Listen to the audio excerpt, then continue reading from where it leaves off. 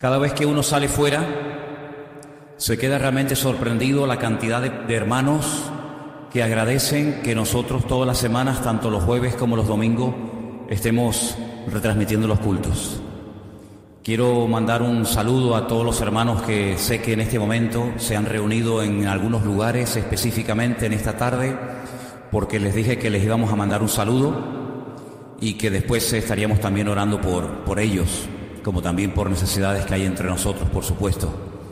Quiero agradecerle al Señor por las oraciones que ustedes han hecho por nosotros en este pasado fin de semana.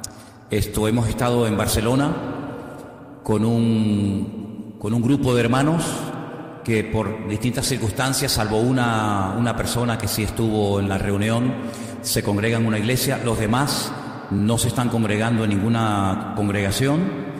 Y gracias a los cultos que estamos retransmitiendo los días jueves y los domingos, pues pueden alimentarse y pueden comer algo de la palabra del Señor. Una hermana llamada Miguelina, que ustedes van a tener el privilegio de conocerla ahora este verano, porque va a venir junto con su hija y seguramente con otro joven y tal vez con algunas personas más, va a estar en el campamento de jóvenes este verano. Yo me puse en contacto con ella, es una hermana que conocí en este último viaje que hemos hecho a Israel. Y yo le propuse que reuniera, no a todos, pero que reuniera a un grupito de hermanos que son de los que no se pueden congregar por distintos motivos, por distintas circunstancias, pero que siguen los cultos fielmente ya durante mucho tiempo. Pues ellos en este momento han decidido estar en una casa y reunirse para poder alimentarse y para poder escuchar la palabra del Señor. Así que le mandamos un saludo a nuestra hermana Miguelina, a unos hermanos del Salvador, que tampoco se están reuniendo en este momento, pero que tienen un hambre del Señor tremenda. Nosotros hemos estado hospedándonos, hemos estado quedándonos en la casa de un matrimonio, su hermano Víctor y su esposa Julia, unos hermanos de verdad que, vamos, el don de hospitalidad y el don de la generosidad y del servicio, vamos, es evidente, es clarísimo que lo tienen, ¿no? Aunque generalmente a veces el que tiene estos dones no se da cuenta que lo tiene, pero los demás sí nos damos cuenta y somos bendecidos, ¿no? Y nos hemos reunido en su casa desde el día viernes, aunque realmente con este grupo nos reunimos todo el día sábado, tanto por la mañana, después comimos todos juntos al mediodía, tuvimos otra reunión por la tarde. En las reuniones se cantaba, se oraba, se lloraba, se reía, sí, había de todo un poco. También el domingo por la mañana tuvimos otra reunión, después del almuerzo tuvimos otra. Y el domingo por la mañana participamos de la Santa Cena, partimos el pan y el vino y estuvimos allí con los hermanos. Realmente vengo sorprendido de ver cómo hay gente, gracias al Señor, que tiene tanta hambre de Dios y tantas ganas de aprender y agradecen tanto el que, en este caso Elena y yo, hayamos ido allí a estar con ellos pues esos 2 días ministrándoles. Y bueno, el Señor nos ha dado la oportunidad de conocerlos. Algunos ya los conocíamos, a otros no, era la primera vez que los veíamos. Y la verdad que ha sido un tiempo realmente precioso, un tiempo muy bendecido, en el que nos hemos bendecido mutuamente. También hay un hermano, ahora me estoy acordando, y tengo que decirlo también, un joven que me acompañó en un viaje que hice a primero de año a Israel. Él se llama Juan Ramón, él es de Gerona, pero vive hace muchos años en Zaragoza, y yo le llamé y le dije, mira, voy a estar por tu tierra. Y entonces él me dijo, pues yo voy. Y se vino con su coche desde Zaragoza hasta Barcelona. Estuvo el sábado durmiendo en un hotel para poder también estar con nosotros el domingo, y luego al día siguiente se marchó. Así es que hizo un montón de kilómetros desde Zaragoza hasta donde estábamos, ida y vuelta. Nuestra hermana Miguelina también tuvo que viajar más de 1 hora en coche, y gente que vino de lugares muy distantes, donde pasaron horas, tanto para venir como para irse en sus coches. Y es que la verdad es que es un privilegio el poder atender y el poder ayudar a gente que se esfuerza por las cosas del Señor, que están dispuestos a recorrer horas y kilómetros para ir a recibir algo de palabra, para demostrarte su aprecio, su amor, su cariño, su amistad. Y este ha sido el caso, Hemos estado en la casa de estos hermanos, una casa muy linda que tienen en el monte, y allí hemos estado hospedados. Nos dejaron su propia habitación, ellos se fueron a dormir a otra habitación, pero ellos nos dejaron su habitación de matrimonio, y allí hemos estado estos 2 días y hemos hecho las reuniones al aire libre, porque el hermano tiene como si fuera una especie de patio, y allí hemos puesto unas mesas muy largas. Yo no sé si se ha subido por ahí alguna foto por el Facebook, y a lo mejor la habéis visto, y allí hemos estado desde la mañana hasta prácticamente la noche, horas y horas hablando del Señor, compartiendo la palabra, tomando apuntes, haciendo preguntas, y hemos quedado, ahora viene ya el verano, prácticamente ya empezó hoy el verano y se nota, ¿verdad? Hemos acordado con ellos que para el mes de septiembre volveríamos otra vez a tener una reunión con ellos, y les propuse, puesto que hay algunos en el grupo que ni siquiera nunca han ido a ninguna iglesia y que no están bautizados, les he propuesto hacer en septiembre un culto donde puedan bautizarse las personas del grupo que quieren dar este paso y poner también en obediencia, este paso de obediencia a la palabra del Señor en sus vidas, ¿no? Así que oren mucho por estos hermanos, oren mucho por este grupo. Nuestra hermana Miguelina es odontóloga. Ella vive encima de la clínica que ella tiene la clínica, después encima tiene su casa, pero debajo de la clínica tiene un sótano, tiene un salón, y ha decidido arreglarlo, acondicionarlo lo mejor posible, para que en septiembre, si Dios quiere, cuando nos volvamos a reunir con el grupo y con alguna persona más que venga, pues podamos tener ese salón a nuestra disposición. Incluso se puede quedar la gente allí a dormir y bueno, se pueden hacer muchas cosas, ¿no? Así que hay mucho ánimo, mucho deseo de agradar y de servir al Señor, y esto es muy bueno, sobre todo en los tiempos en los que estamos viviendo, ¿no? Conocimos a una familia de hermanos que son del Salvador. Estaba la esposa, el marido, uno de los hijos, la suegra, y estos hermanos nos contaban de la situación de algunas congregaciones, de las barbaridades que se enseñan, que se predican, que se practican, y es una lástima, sinceramente es una lástima que haya muchas personas que buscan una iglesia, pues, oye, donde se predique la palabra, ¿qué más, no? De sana doctrina, donde se alabe al Señor, donde el centro de atención sea el Señor, y lamentablemente no es fácil. Es tremendo, ¿no? Lamentablemente no es fácil a veces encontrar una iglesia normal donde poder congregarse. Y entonces, bueno, pues gracias al Señor que a través de internet estos hermanos se pueden alimentar, ¿no? Hoy también me escribía una hermana que no conozco personalmente, que vive en Israel, y también se ha puesto en contacto con nosotros porque dice que la página web de la iglesia está siendo de mucha bendición para su vida. Probablemente ahora, no sé, o más tarde verá el culto. También me escribía otro hermano desde México esta tarde, del estado de Chiapas. Ustedes saben que los cristianos han sido muy perseguidos en ese estado de México, incluso han quemado iglesias, han matado a creyentes, a pastores, incluso en el estado de Chiapas, y tenemos muchísima gente que nos oyen y nos siguen desde ese estado y desde otros lugares de México.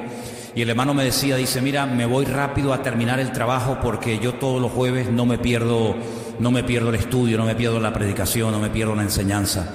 Así que damos gracias al Señor por estos medios, por las puertas que Dios abre, porque Dios pone en contacto a gente con hambre del Señor, como nos pasó con el caso de nuestro hermano Adolfo y su familia en Israel y en otros lugares.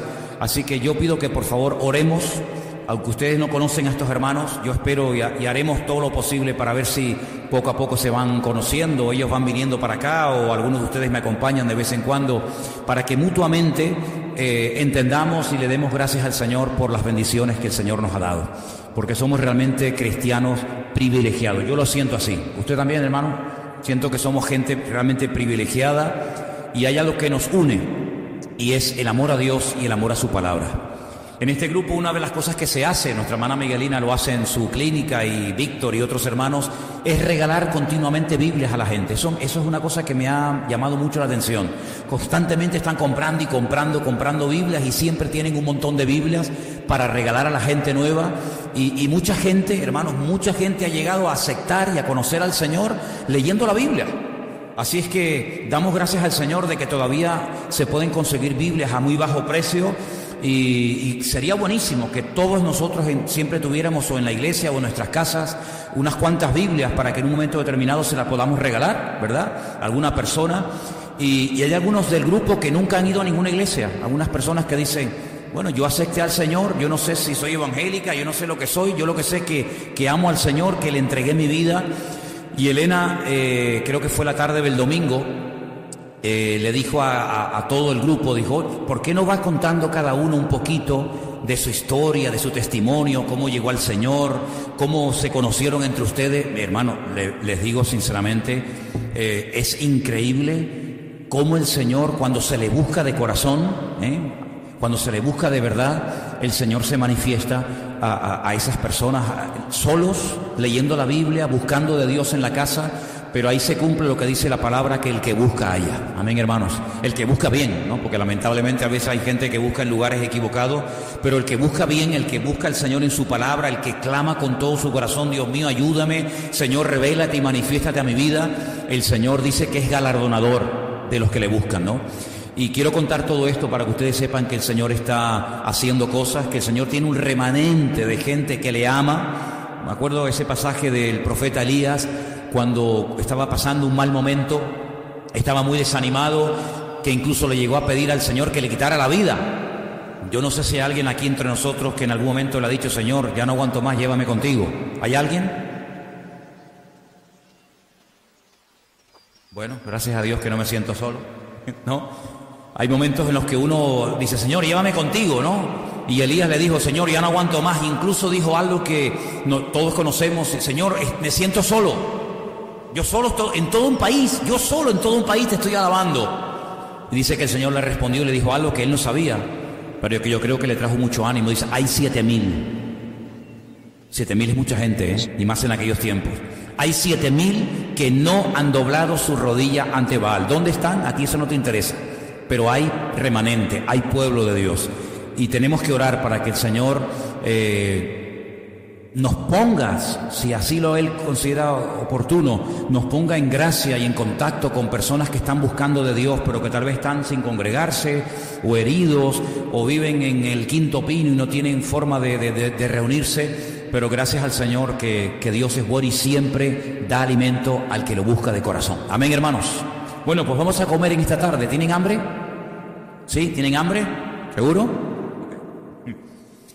Estaba leyendo y en este mini retiro, ¿no? Porque realmente ha sido como un retiro muy intenso que hemos tenido en este fin de semana. Hubo un momento en el que se leyó Mateo capítulo 23. Y el capítulo 23 del Evangelio de Mateo es un capítulo durísimo.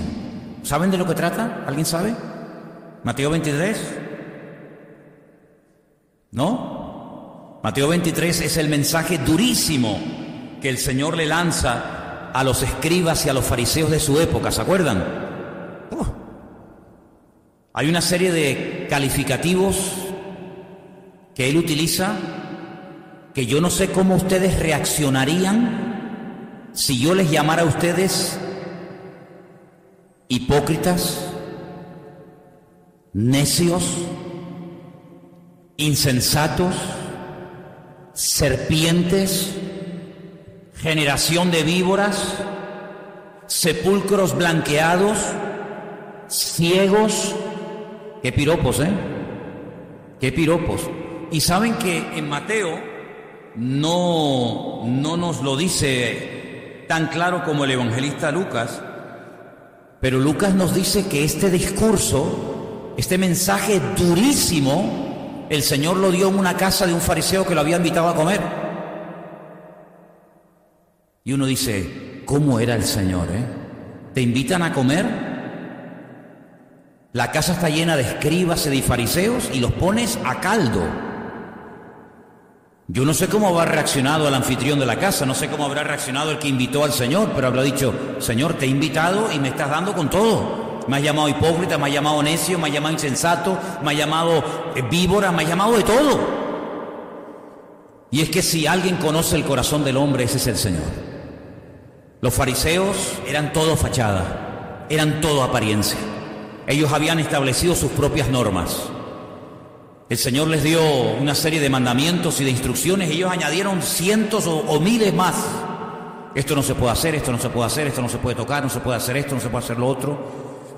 Y este grupo, fariseos, que significa los separados, eso es lo que significa la palabra fariseos, los separados, es decir, los que se separaban de la sociedad.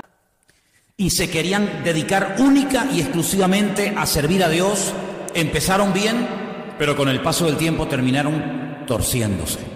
Conocían la Biblia al dedillo, conocían la ley de memoria, pero sin embargo con el paso del tiempo se convirtieron en auténticos hipócritas. Y la palabra hipócrita es la palabra griega que se emplea para un actor. Si a un actor en el teatro griego se le llamaba un hipócrita, no era una palabra mala, no era una palabra que tiene la connotación despectiva que puede tener hoy en día una persona, ¿no? Si tú le llamas a una persona hipócrita es como casi un insulto, ¿sí o no? Sin embargo, en el teatro griego a los actores se le llamaba hipócritas, y después esa palabra se utilizó en el cristianismo para las personas que fingen ser una cosa pero luego son otra. Y es que el actor hace un papel a veces totalmente diferente a lo que él es. Un actor puede hacer de delincuente y puede ser una persona honesta en su vida privada. Un actor puede hacer de ladrón, un actor puede hacer de criminal, un actor puede hacer papeles que no tienen nada que ver con lo que él o ella es verdaderamente en el fondo. Incluso algunos en aquel tiempo se ponían una careta, ¿verdad? Y de ahí viene la palabra hipócrita, y el Señor la utiliza en varias ocasiones en este tremendo discurso, Mateo capítulo 23, por si después que lo quieren leer tranquilamente en casa. Pero hay un momento, aunque ahora después volveremos al capítulo 23, hay un momento cuando el Señor termina el discurso, lo que les tiene que decir a ellos, y hay un versículo en el capítulo 23 que yo quiero leer en esta tarde, es el 37. Mateo, por favor, Mateo capítulo 23, verso 37, ahí lo tenemos, pueden verlo si quieren en la pantalla, donde el Señor dice: Jerusalén, Jerusalén, que matas a los profetas y apedreas a los que te son enviados. ¿Cuántas veces quise juntar a tus hijos como la gallina junta a tus polluelos debajo de las alas y no quisiste? Ahí el Señor está expresando lo que Él quería hacer, pero que no se materializó, no porque no tuviera el poder de hacerlo, sino porque las condiciones de esa ciudad no se daban. ¿Cuántas veces quise? Si en varias ocasiones el Señor quiso hacer algo hermoso en la ciudad de Jerusalén, traer unidad. Por el ejemplo de la gallina, ¿no? Cuando junta a todos los pollitos para que no se le escape, ni ninguno sea presa de ningún ave, ni nada por el estilo. Dice, así es lo que yo quería hacer, yo quería juntarle, yo quería que hubiera unidad, yo quería que fuera una ciudad bendecida, yo quería hacer algo bonito que sorprendiera al mundo y que Jerusalén fuera un botón de muestra, un punto de referencia para todo el mundo. Pero no quisieron ustedes. Yo quería, pero ustedes no querían. Y por cuanto no habéis querido, he aquí, dice versículo 38, vuestra casa os es dejada desierta. Sí, lo que podía haber sido no fue porque ustedes no quisieron que ocurriera. Y en los años venideros, en los próximos años, Jerusalén fue atacada, saqueada, destruida, el templo quemado, miles y miles de personas murieron. Fue un auténtico desastre que se podía haber evitado si Jerusalén hubiera abierto los brazos de par en par al Señor y lo hubieran recibido y lo hubieran aceptado y hubieran creído en Él, etcétera, etcétera. Y esto me ha hecho a mí pensar que así como el Señor tiene planes tenía planes para Jerusalén y tiene planes para su pueblo y para las naciones y para las ciudades de la tierra, el Señor también para todos y cada uno de nosotros tiene planes y tiene proyectos y tiene una voluntad. Y dice que desde antes de la fundación del mundo ha preparado obras, ya están preparadas las obras desde antes de la fundación del mundo para que las descubramos y andemos en ellas. Pero mi pregunta en esta tarde es, ¿nuestra actitud va a ser la correcta para descubrir y discernir verdaderamente la voluntad de Dios y lo que Él realmente quiere hacer en nuestra vida? ¿O se nos va a perder vamos a perder la oportunidad de haber podido realizar cosas preciosas para el Señor? Porque Jerusalén tuvo su momento, Cuando el Señor entra triunfalmente en Jerusalén, saben ustedes bien, en aquel día montado en el pollino de asno, Él dijo: ay, si ustedes supieran lo que significa para vosotros este día, esta visita especial, el cumplimiento de este día, este tiempo profético. Pero la pregunta es, ¿por qué no se dieron cuenta de que ese día era su oportunidad? Porque yo veo en el Antiguo Testamento que cuando un profeta llamado Jonás fue a la ciudad de Nínive y les advierte del peligro y les dice que en un margen de tan solo 40 días la ciudad puede llegar a ser destruida. Ellos reaccionaron y se arrepintieron. Y la ciudad de Nínive, por lo menos en la época, en la generación de Jonás, no fue destruido. El Señor les dice, la ciudad de Nínive, si no hay un cambio, dentro de 40 días la arraso. Y ellos sabían perfectamente que Dios, cuando decidía arrasar una ciudad, no quedaba piedra sobre piedra. Había pasado en el tiempo del diluvio, había pasado en el tiempo de Sodoma, había pasado en el tiempo de Gomorra. Luego la advertencia del profeta Jonás es muy fuerte. Pero ellos no reaccionaron como la ciudad de Jerusalén, que dejó entrar al Señor y perdió su oportunidad histórica, sino que ellos reaccionaron, se arrepintieron de verdad, desde el más grande hasta el más pequeño, se humillaron, buscaron al Señor, se arrepintieron, ayunaron, etc. Y el Señor no arrasó a la ciudad de Nínive. ¿Por qué? Porque hubo un cambio, en este caso para bien.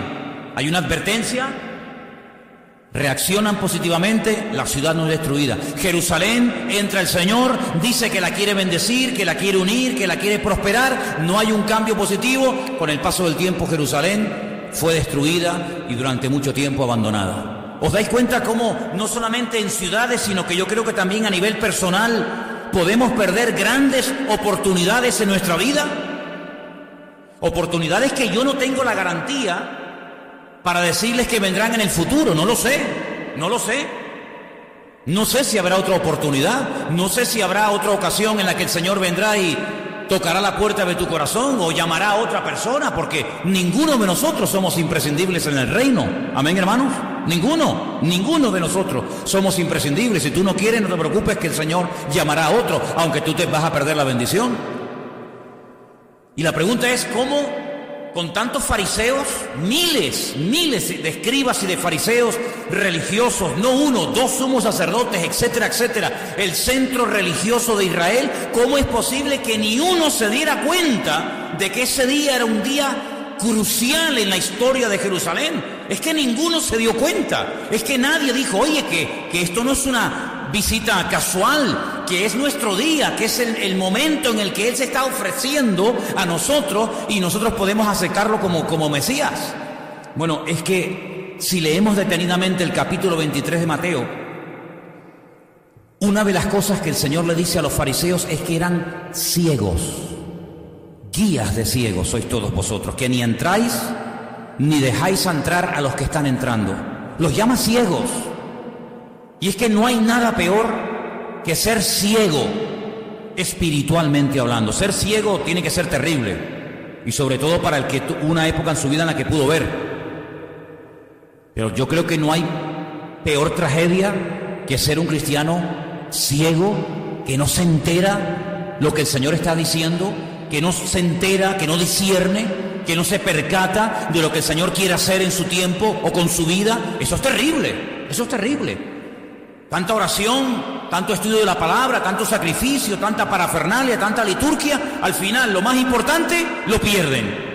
Entonces, ¿de qué servían tantos sacrificios y tantos rituales? Y no se puede hacer esto, y no se puede hacer lo otro, y en el día del reposo no se puede hacer tal, y no se puede hacer cual. Sí, como dijo el Señor, sois capaces de colar cosas tan pequeñas como las semillas, y luego os tragáis el camello entero.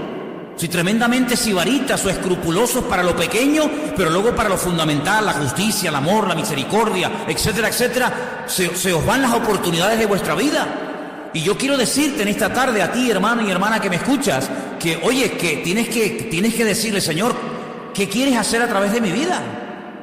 Porque a lo mejor el Señor te está dando una oportunidad de hacer algo nuevo, de integrarte, de involucrarte, un sentir. El Señor te lo está poniendo en tu corazón y estás esperando no sé a qué. Bueno, el Señor no entró 2 veces triunfalmente en Jerusalén. Bueno, vamos a hacer otro día, otra entrada. Prepárenme otro día, otro burrito. Porque hoy estaban con la fiesta de la Pascua, estaban liados, estaban preparando toda la cena, entonces a lo mejor no se dieron cuenta. Vamos a darle una segunda oportunidad. No hay una segunda oportunidad. Hubo una sola. Es como cuando está el ladrón en la cruz. Oye, que tú no vas a estar una semana aquí colgado delante del Señor, es que hoy te vas a morir. hoy te vas a morir y probablemente dentro de unas horas, de hecho murieron antes que el Señor, perdón, el Señor murió antes que ellos, pero la cuestión está en que uno de ellos dijo, oye, estamos en la misma condenación y ¿cómo no te percatas? ¿Cómo no te das cuenta de que tienes una oportunidad de oro? Ahí lo tienes solo para ti. Había momentos en los que aunque quisieras ver al Señor no se podía porque estaba rodeado de gente. Había momentos en los que a lo mejor no se le oía bien porque estaba muy lejos. Había momentos en los que no estaba en tu ciudad, estaba en la otra punta del país, pero ahora lo tienes para ti solo. Ahí lo tienes, delante tuyo. No se va a ir a otra parte porque Él también está crucificado. Y uno de ellos se burlaba y desperdició la oportunidad de oro de su vida. El otro, gloria a Dios, la aprovechó. Y vemos en la Biblia personas que cuando se enteraban que el Señor estaba pasando por su ciudad o cerca de ellos, oye, aunque los mataran a palos, no se callaban. Mira aquellos ciegos que cuando se enteraron de que el Señor estaba pasando por el camino de Jericó, gritaban y gritaban y gritaban, Jesús, hijo de David, ten misericordia de mí. ¿Se acuerdan? Y la multitud le decía, no griten, bajen el volumen, pórtense bien, no hagan ese escándalo. Y ellos gritaban, ¿por qué? Porque yo no sé si mañana va a pasar otra vez el Señor por aquí. Yo no sé si tendré otra oportunidad mañana. Hoy es la oportunidad y voy a gritar y voy a hacer todo lo posible para detener al Señor. Y el Señor se paró. Y ellos entendieron que era su día, su oportunidad. Ya no habría más. Y recibieron la vista. Y así fue con la mujer con flujo de sangre. 12 años padeciendo aquella terrible enfermedad, con debilidad, sabiendo que no podía tocar a nadie, sabiendo que no podía ir al templo. Una pobre desgraciada. Pero ella dice, yo voy a ir hasta donde está el Señor, sí, pero es que está rodeado de gente, me da igual, y me pisan, me empujan, me no sé qué, no, pero dice que no paró hasta tocar al Señor, y el Señor dijo, ¿quién me ha tocado? Sí, yo veo que hay gente como que dejaban pasar la oportunidad, y otros decían, no, hoy es mi día, y de aquí no me muevo, como dijo Jacob, yo no te suelto hasta que tú me bendigas. Amén, hermano. Y esa es la actitud que deberíamos tener todos. Hoy es mi día. ¿Cuál es tu día? Hoy jueves es tu día. El jueves, el domingo, yo no sé si estaremos aquí. Hoy es el día de consagrarme al Señor. Hoy es el día de arrepentirme si es que me tengo que arrepentir de algo. Hoy es el día de entregarme. Hoy es el día de dejar ya la tontería y consagrarme al Señor. Hoy es tu día. ¿Cuántos dicen amén? No les oigo. ¿Cuántos dicen amén? Tienes que aprovechar tu oportunidad porque mañana yo no sé. No, yo vengo el domingo. ¿Y quién te dice a ti que el domingo estaremos otra vez aquí? ¿Quién te dice a ti que esta noche no vas a morir? No tenemos ninguna garantía de que mañana estaremos aquí o el domingo. No lo tengo. Por lo tanto, hoy puede ser el último culto de nuestra vida. Hoy puede ser mi último mensaje. Hoy puede ser el último mensaje que escuches. Por eso lo que tengas que hacer, como dijo el Señor aquel, aunque sea para mal, pero hazlo pronto. No te jactes del día de mañana, dice Proverbios 27:1. No te jactes, no presumas del día de mañana, porque nadie es dueño del tiempo, solamente nuestro Dios. Y por eso me da mucha lástima que la ciudad de Jerusalén perdió un momento, una oportunidad preciosa, y la dejaron pasar, y así les fue. Otra cosa que me llama mucho la atención es que a veces nos esforzamos para cosas que realmente no merecen la pena tanto esfuerzo. Una de las cosas que me llama la atención en Mateo 23 dice, el Señor era muy observador y le dice a los escribas y fariseos, ¿sois capaces de recorrer mar y tierra, hacer cientos de kilómetros para ganar a un alma, para ser un prosélito, para convertirlo a vuestra causa? Y una vez que lo habéis convertido, se convierten 2 veces más hijos del infierno que antes. Es decir, personas que estaban dispuestas a esforzarse, montarse en barco, hacer lo que fuera, con tal de llegar a una persona y decir, ay, tengo un discípulo, he ganado un alma. Pero al final, ¿para qué? Para dejarlo peor de lo que estaba. Esfuerzos inútiles, esfuerzos innecesarios. Una vez el Señor fue muy claro y en esto dijo, no se esfuercen tanto por el tema de la comida, del vestido, atesorando y atesorando cosas, sino más bien inviertan ese esfuerzo en las cosas eternas y en las cosas que no perecen, ¿verdad? Hay un esfuerzo que no merece la pena ni gastar ni una gota de sudor por él, ¿verdad? Como dijo uno de los autores de la Biblia, del Nuevo Testamento, dice, arrepiéntanse, porque también de eso tenemos que arrepentirnos. No solamente de los pecados que hemos cometido, sino de obras muertas. En el libro de Hebreos dice, arrepiéntanse de obras muertas. ¿Y eso qué es? Porque eso entra dentro de la lista de los rudimentos, ¿verdad? La fe en Dios, la doctrina de bautismo, el arrepentimiento de obras muertas. Eso era lo básico, eso era lo elemental, lo que se le enseñaba a un recién convertido. Porque ahí dice que después yo le voy a enseñar cosas más profundas, pero esto es los rudimentos, esto es el ABC. El arrepentimiento de obras muertas es arrepentirte de aquello que has hecho que no sirvió para nada. Pablo es muy claro en esto y le dice a los romanos en su carta: ¿qué fruto os queda de aquellas obras de las cuales ahora os avergonzáis? Todo aquel dinero que gastaste, toda aquella energía que invertiste, total, ¿para qué? ¿Para qué? ¿Qué te ha quedado? ¿Cuál es el fruto? ¿Cuál es el resultado? Toda una santa noche sin dormir estuvieron algunos discípulos intentando pescar. ¿Para qué? Para nada. Tiempo perdido, esfuerzo perdido, una noche en vela para nada. El Señor les dice: ¿habéis pescado algo? Ahí no puedes fingir. Ahí no puedes aparentar, bueno, sí, tenemos la barca llena. No, ¿dónde están? A ver. No, mira, Señor, nada. No hemos pescado nada. Entonces, ¿de qué ha valido ese esfuerzo? ¿De qué ha valido ese trabajo? ¿De qué ha servido? De nada. ¿De qué sirvió el esfuerzo brutal? Las cantidades impresionantes de material y de dinero que se gastaron en la construcción de la Torre de Babel. No sé cuánto tiempo estuvieron construyendo, nadie lo puede saber con exactitud. Probablemente meses, tal vez años. Al final, ¿para qué? Para nada, para nada. ¿Cuántas veces en la vida perdemos el tiempo innecesariamente? Y el tiempo es algo que no retorna, el tiempo es algo que se va y nunca vuelve. Sí, vendrá otro día, otra hora, otro segundo, otra semana, si Dios quiere, pero el tiempo que se ha ido nunca lo vamos a volver a recuperar. Por eso la Biblia nos habla acerca de que tenemos que esforzarnos para lo que realmente merece la pena. Como dijo Pablo: he acabado la carrera, he guardado la fe, he peleado la buena batalla. En otras palabras, no me he metido en follones, en líos, en batallas que al final no sirvieron para nada. Corrí en una cosa que no sirvió para nada, sino he peleado la buena batalla, he acabado la carrera. Y pregúntate si lo que estás haciendo ahora, no lo que te gustaría hacer en el futuro, lo que estás haciendo ahora, si está sirviendo para algo. ¿A dónde apuntan tus esfuerzos? ¿Cuál es tu meta? ¿Vivir la vida? Vivir la vida. Pues entonces, ¿para qué te convertiste? El que se convierte no tiene esa meta. El que se convierte tiene una meta mucho más elevada, porque no es su propia meta, es la voluntad de Dios la que quiere llevar a cabo en su vida. Por eso es muy celoso a la hora de decir: no, mira, yo eso no me llames, no me invites a eso, porque yo ni participo de eso, porque voy a perder mi tiempo y no voy a sacar nada. Ser selectivos a la hora de esforzarnos. Le decía, como ustedes bien saben, el Señor a Josué: esfuérzate, pero esfuérzate no en bobería, esfuérzate y pelea para conquistar la tierra prometida. Ese es tu objetivo en la vida. Si ya no hay otra meta en la vida más que conquistar esta tierra. Ay, pero es que yo no quiero estar todo el día peleando, pero es que yo te he llamado para que pelees, yo te he llamado para esto. Y fíjense en la Biblia, cuando hay hombres de Dios que Dios los llamó para la batalla, el día que no fueron a la batalla, miren lo que les pasó. ¿Te das cuenta? Esfuérzate para las cosas del Señor, tu tiempo, tu energía, tu juventud. ¿Qué te crees, que vas a ser joven toda la vida? Cuando dice la palabra de Dios que si no administramos bien la juventud se nos puede convertir en algo en contra, dice la Biblia, la adolescencia y la juventud son vanidad. Eso dice la Biblia, la juventud y la adolescencia son vanidades.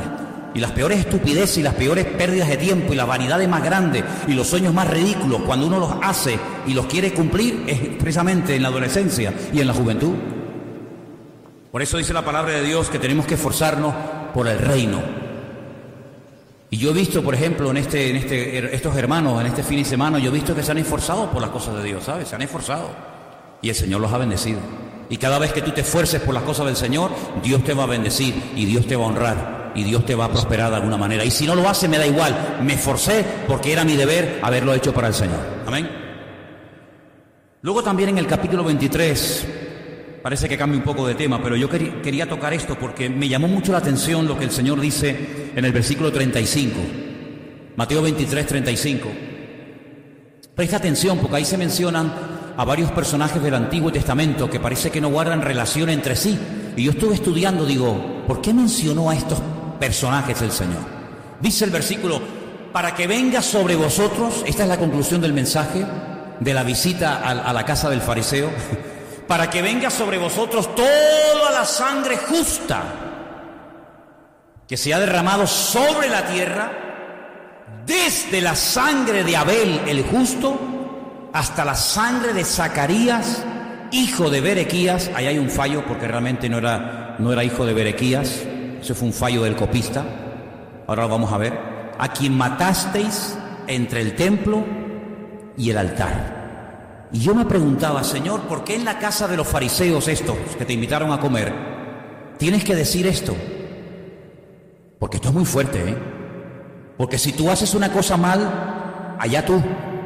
Pero el Señor les está diciendo que sobre ellos se iba a demandar toda la sangre de todos los justos, desde la época de Abel hasta este hombre que mataron entre el templo y el altar, llamado Zacarías.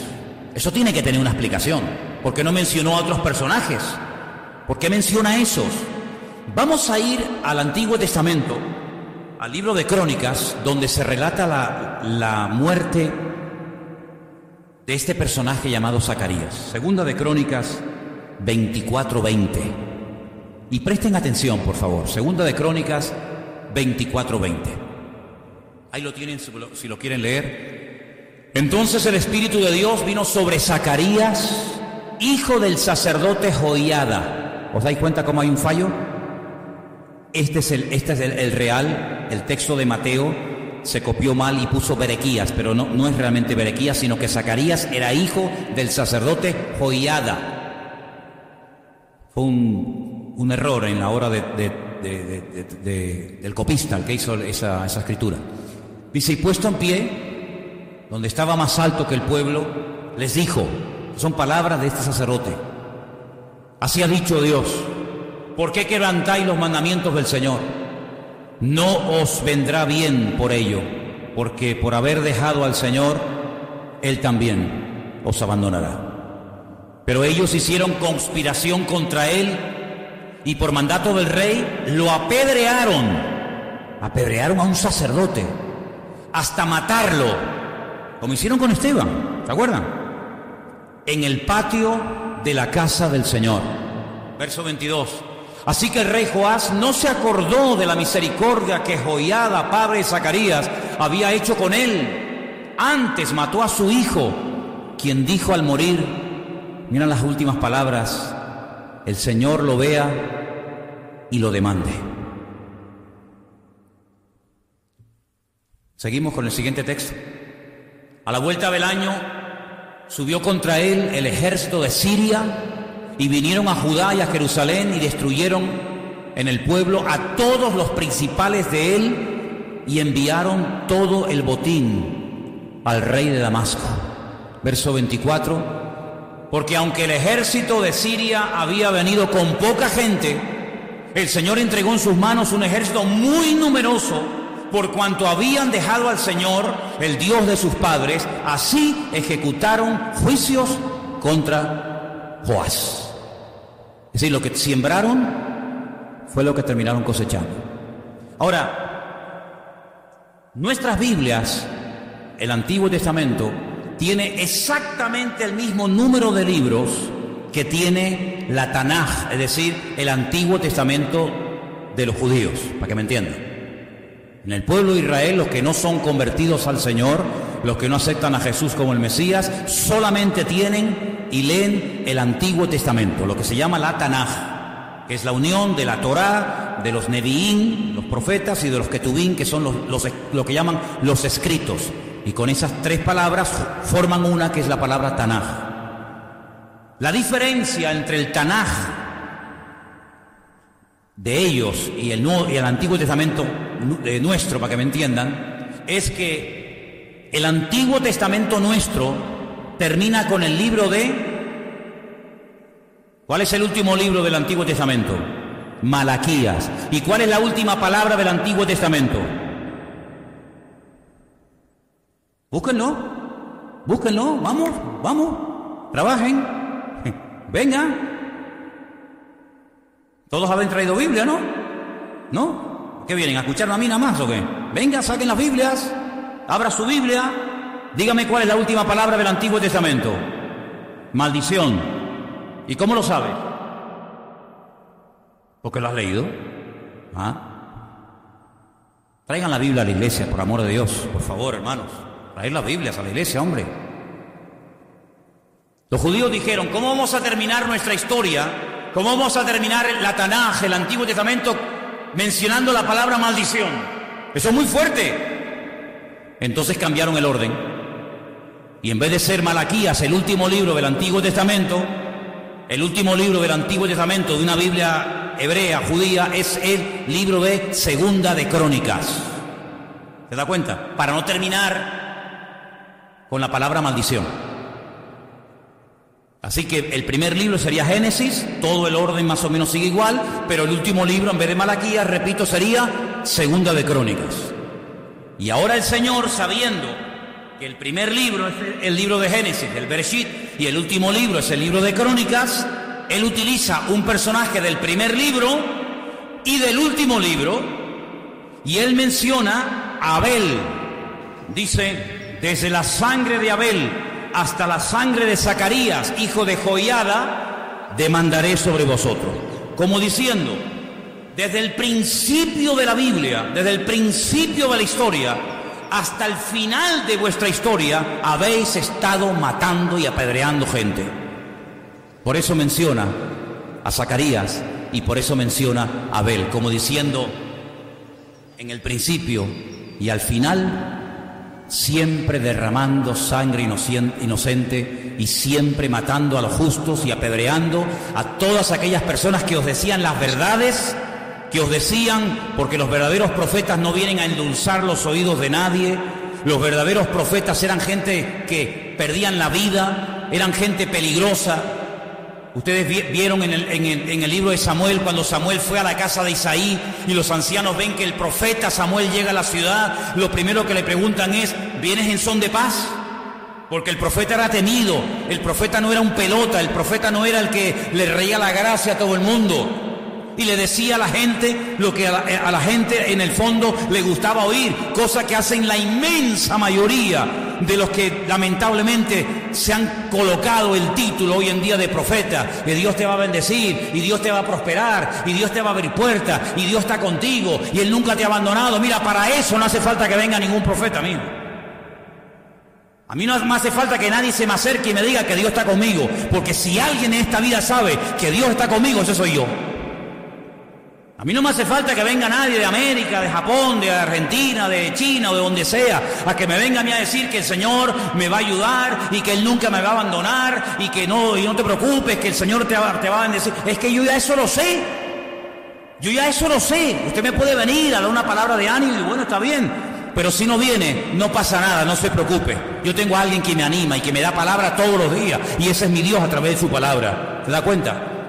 Pero en aquellos tiempos no. En aquellos tiempos cuando llegaba el profeta, como el que hemos leído esta tarde, por haber dejado a vuestro Dios, por haber abandonado los mandamientos del Señor, a partir de ahora el Señor les abandona y ya no va a estar con ustedes y van a ser atacados. Y fíjate que el ejército de Siria dice que vino con muy poca gente, vino con un ejército muy ridículo, muy chiquitito, y el ejército de Israel era muy numeroso, era muy grande, muy poderoso, pero no tenían el respaldo de Dios.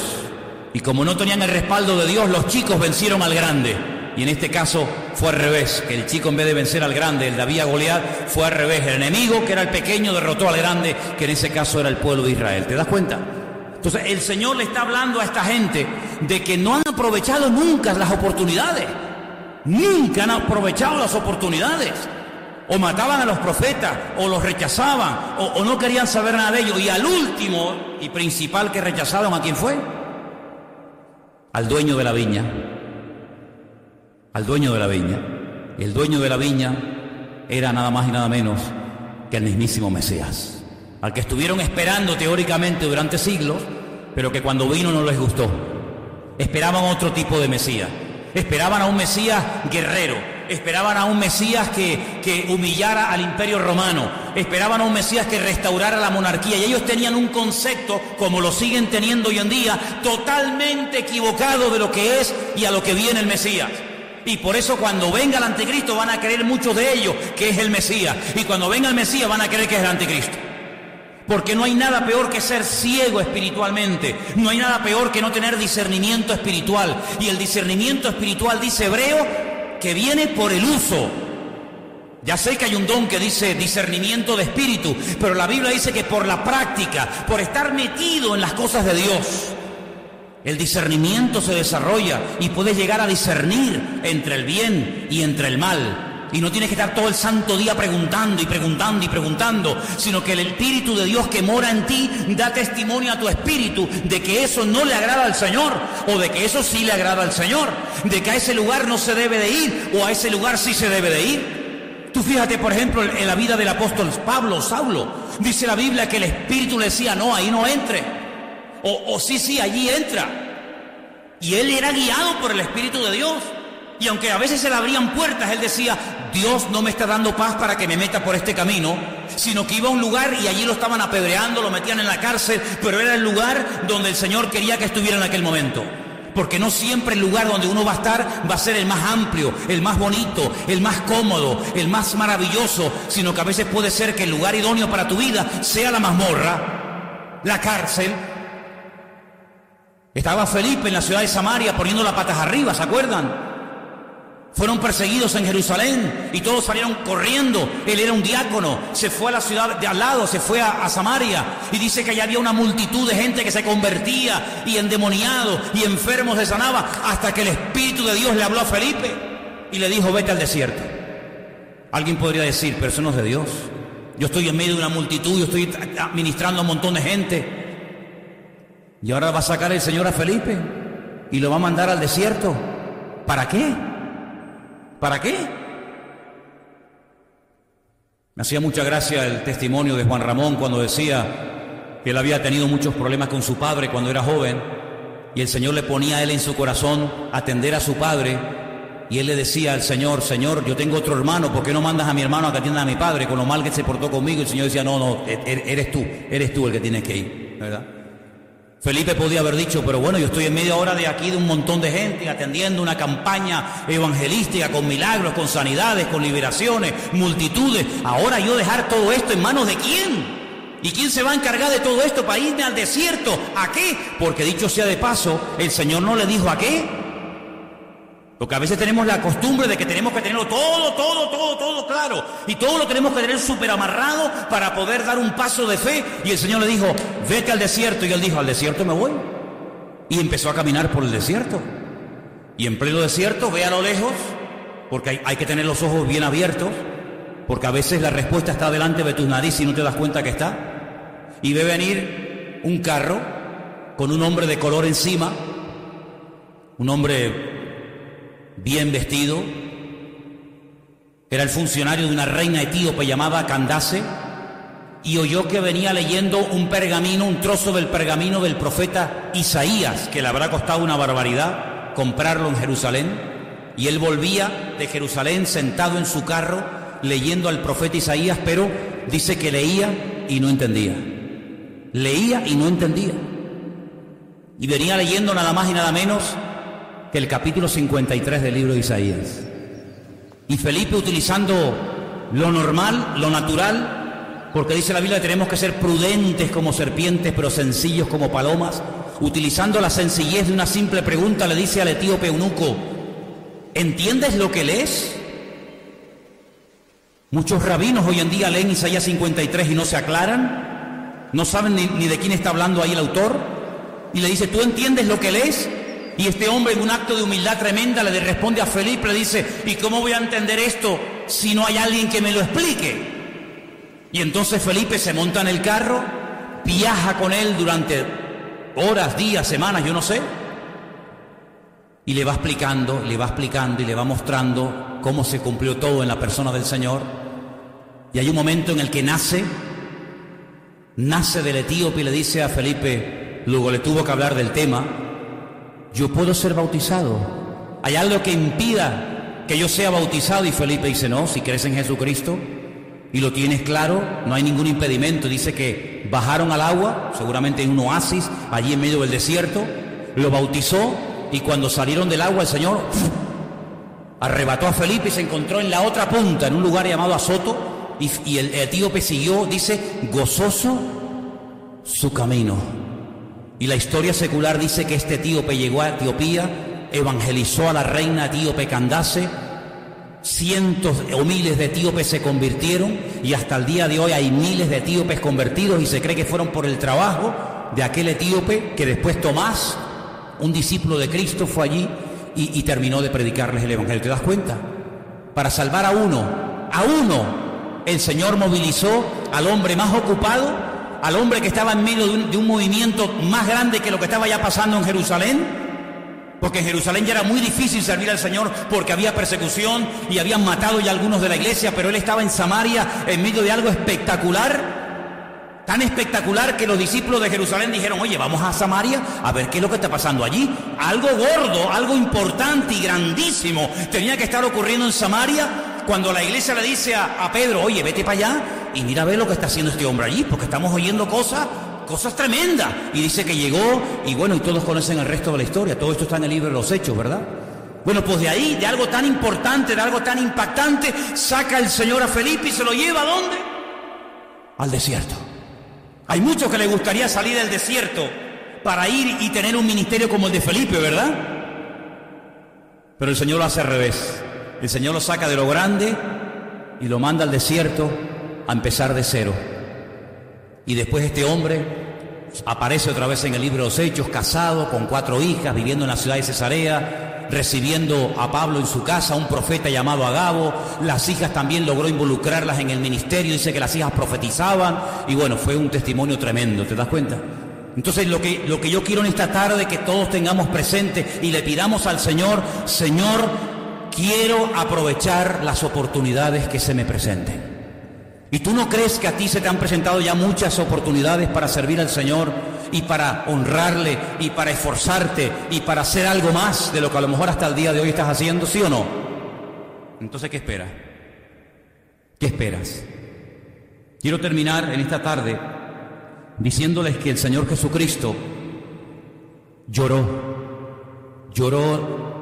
con un dolor tremendo, porque vio que lo que Él quería hacer en Jerusalén no le permitieron que lo hiciera. Como también dice la Biblia que fue una vez a una ciudad y no pudo hacer milagros. No es que no quisiera. Una cosa es que tú no quieras hacer algo y otra cosa es que tú no puedas hacer algo, ¿vale? Pero el Señor sí podía hacer milagros. Hombre, los hacía en todas partes. ¿Por qué allí no los hizo? En Nazaret. Dice: a causa de la incredulidad de ellos. Fíjate, tener al Señor, al mejor maestro, al mejor evangelista, al mejor profeta, al mejor de todo, tenerlo en la ciudad con ellos, y en vez de aprovechar su visita, lo menosprecian y no pudo hacer los milagros que le hubiera gustado hacer a causa de la incredulidad de ellos. ¿Qué diferencia cuando aquella mujer a la cual el Señor le da testimonio y le evangeliza en el pozo, en el pozo que Jacob les construyó a los samaritanos, y se va a la ciudad y le dice a todos los hombres: he encontrado a alguien que creo que es el Mesías, me ha dicho cosas increíbles, me ha dicho lo que he hecho, ¿no será el Mesías? Habla de tal manera que convence a un montón de hombres, van allí, le escuchan y le dicen: ¿por qué no te quedas con nosotros unos días? Y al final, cuando el Señor se marcha, le dicen: Señor, queremos dejarte clara una cosa. Al principio vinimos a oírte por lo que ella nos contó, pero ahora te decimos que ya no solamente creemos por lo que ella nos contó, que tú le dijiste a ella, sino que ahora nosotros mismos hemos llegado a la conclusión de que tú eres el Mesías. Eso podía haber pasado en Nazaret. Además, en Nazaret él había estado 30 años viviendo.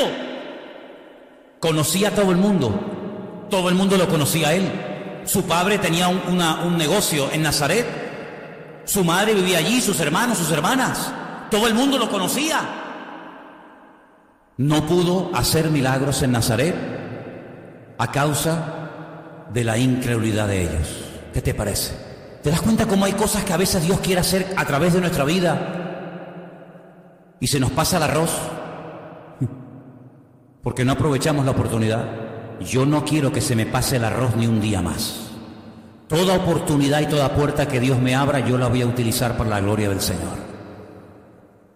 Hay muchos cristianos que se han pegado a la vida. ¿Me puedes confirmar, Señor? ¿Me puedes confirmar, Señor? Incluso hubo una época entre la juventud aquí en las Islas Canarias, sobre todo entre las asambleas de Dios, Yo es que estuve un tiempo con esa denominación hasta que salí. Y había un tiempo en el que los jóvenes que supuestamente querían servir al Señor, siempre cuando venía un predicador, cuando venía una visita especial a la iglesia, oraban y le decían: Señor, confírmame, háblame a través de la persona que va a traer el mensaje esta tarde. Confírmame, Señor, que tú quieres usar mi vida. Confírmame, Señor, que tengo que ir a la escuela bíblica a prepararme. Confírmame. Y todavía los que están orando por confírmame, ahí se quedaron. Y los otros que dijimos: a mí el Señor no me tiene que confirmar si tengo que servirle o no, porque la Biblia dice: al Señor tu Dios adorarás y a Él solo servirás. Y lo que está escrito no necesita confirmación. Lo que está escrito no necesita confirmación. Si está escrito, hágalo y punto. Bueno, pues los que fuimos así, valientes, atrevidos, osados, estamos todavía hasta el día de hoy, 35, 40 años después, sirviendo al Señor. Los que estaban todavía: Señor, háblame a través del ángel, háblame a través de un sueño, háblame a través del profeta, háblame a través... Ahí se quedaron casándose con inconversos, perdiendo el tiempo, perdieron su juventud, se casaron, se divorciaron, se volvieron a casar, se volvieron a divorciar. Mira, terrible. ¿Por qué? Porque cuando el Señor abre una puerta, cuando el Señor te da una oportunidad, el único que la puede cerrar eres tú.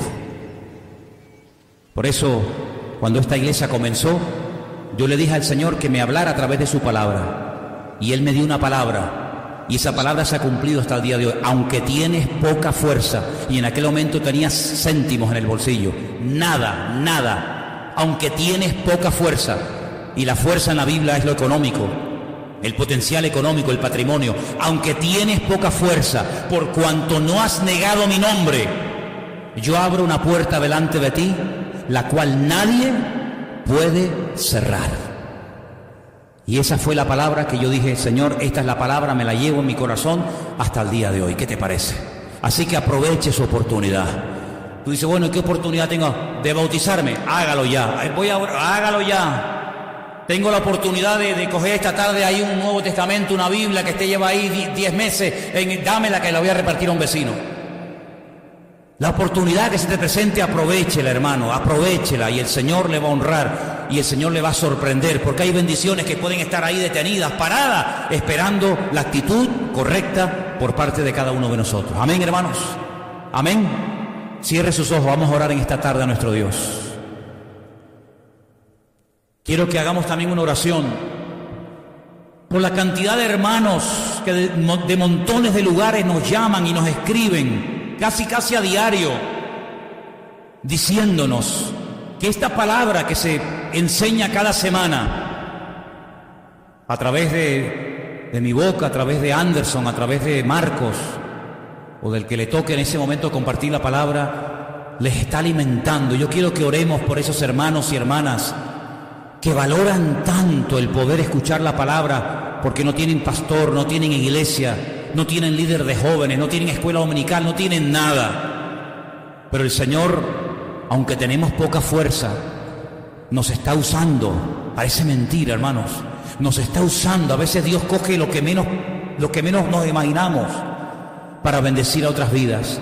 Y yo quiero pedirle a los hermanos aquí presentes que oren por todas esas personas, hermanos y hermanas nuestras, que se han reconciliado con el Señor, que han conocido al Señor, que han crecido, que han madurado. Hoy me escribía un hermano, un joven de aquí de Tenerife, pero de otra congregación, que me dice: ¿cómo he aprendido a través de aquellas clases de hermenéutica que se dieron en su momento? Testimonios cada día. Oremos para que el Señor nos use, hermanos.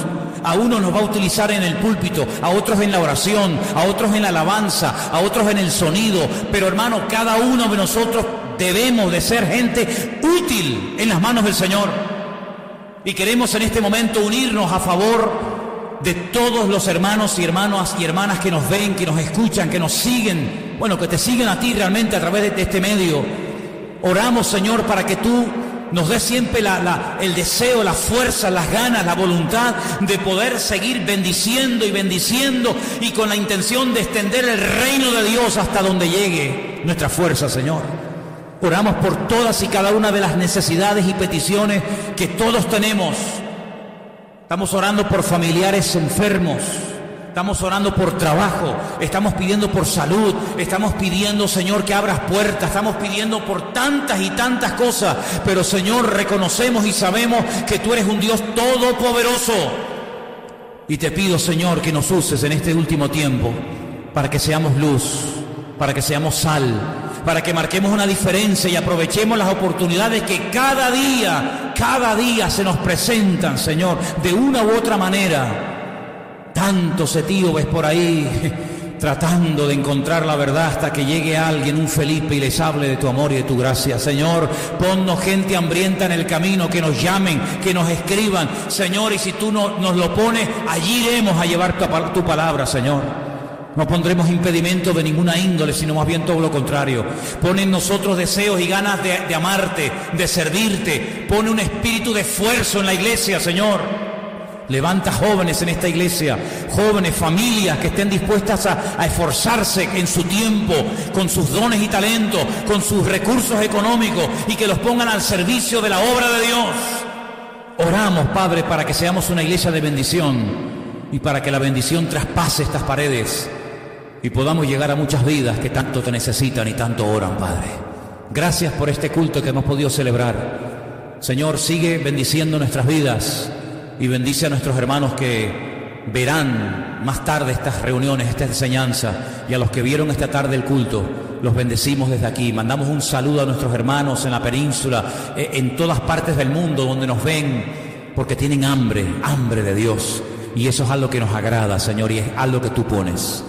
Te damos gracias por todo en el bendito y poderoso nombre de Cristo Jesús. Amén.